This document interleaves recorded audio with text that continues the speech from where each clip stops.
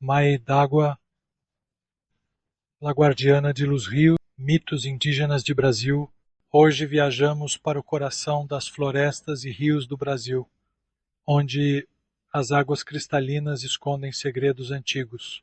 Neste lugar mágico, os indígenas contam a lenda de Mãe d'Água, a protetora dos rios, uma figura misteriosa e poderosa que governa as águas e guarda os tesouros mais profundos da natureza.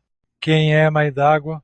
Porque a história deles continua viva na memória daqueles que vivem perto dos rios. Junte-se a mim nesta jornada para descobrir um dos mitos mais fascinantes da cultura indígena brasileira.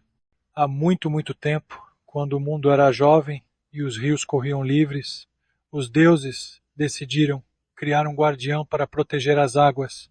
Assim nasceu Mãe d'Água, uma mulher de beleza sobrenatural, com cabelos longos e brilhantes como as ondas do pôr do sol, e uma voz tão doce que acalmava as tempestades mais furiosas. Mãe d'Água não cuidava apenas dos rios, mas também de todos os seres que deles dependiam. Os peixes, as plantas e, claro, mas seu amor pelas águas era tão grande que ele não tolerava desrespeito a elas. Qualquer um que ousasse poluir ou danificar os rios sentiria sua ira. Os anciãos das tribos contavam que Mãe d'Água vivia nas profundezas dos maiores rios, num palácio de cristais e pérolas, onde as correntes dançavam ao seu redor como se fossem suas servas. Lá, ela observava cada gota de água, cada peixe, cada planta, certificando-se de que tudo estava em equilíbrio. Em uma aldeia próxima ao rio vivia um jovem pescador chamado Tupã. Ele era conhecido por sua habilidade de navegar nas águas e por seu profundo respeito pela natureza. Um dia, enquanto pescava em sua canoa, ele ouviu uma canção tão linda que o deixou sem fôlego. Era Mãe d'Água sentada numa pedra, penteando os cabelos com um pente de ouro.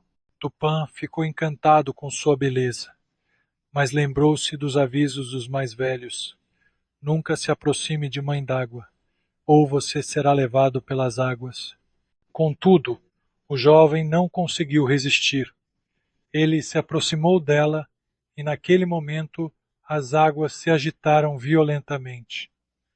Mãe d'Água olhou para ele com tristeza e disse: Tupã, você perturbou a paz das águas, mas vejo que seu coração é puro. Vou lhe dar uma chance. Se você prometer proteger este rio e ensinar seu povo a respeitá-lo, eu o perdoarei.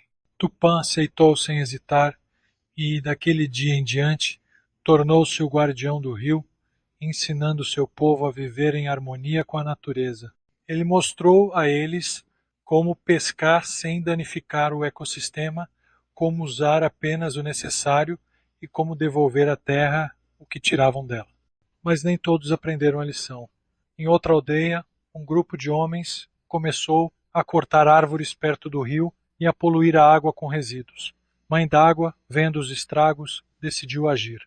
Uma noite, enquanto os homens comemoravam perto do rio, as águas começaram a subir. De repente, Mãe d'Água apareceu, seus olhos brilhando como um relâmpago. Com um aceno de mãos, as águas levaram os homens para longe da aldeia. Desde então, ninguém mais danificou o rio. Os mais velhos contam que a partir daquele dia, Mãe d'Água deixou um aviso gravado nas pedras do rio. Água é vida. Quem a danifica, danifica a si mesmo. Hoje, povos indígenas e comunidades ribeirinhas ainda homenageiam a Mãe d'Água. Todos os anos, eles realizam cerimônias para agradecer pela água limpa e pela abundância de peixes. Nessas cerimônias, eles oferecem flores, frutas e canções ao rio, pedindo sua proteção e bênção.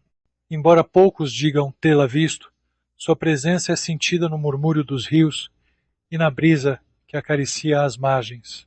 Mãe d'Água nos lembra que a água é um presente sagrado, um tesouro que devemos proteger. Em um mundo onde rios e mares enfrentam ameaças constantes, a história deles é mais relevante do que nunca. O que podemos aprender com Mãe d'Água? Talvez cada um de nós tenha um papel a desempenhar na proteção da natureza, que nossas ações, por menores que pareçam, podem fazer a diferença.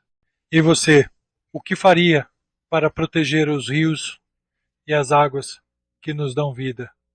Você acha que, assim como Tupã, você poderia ser um guardião da natureza?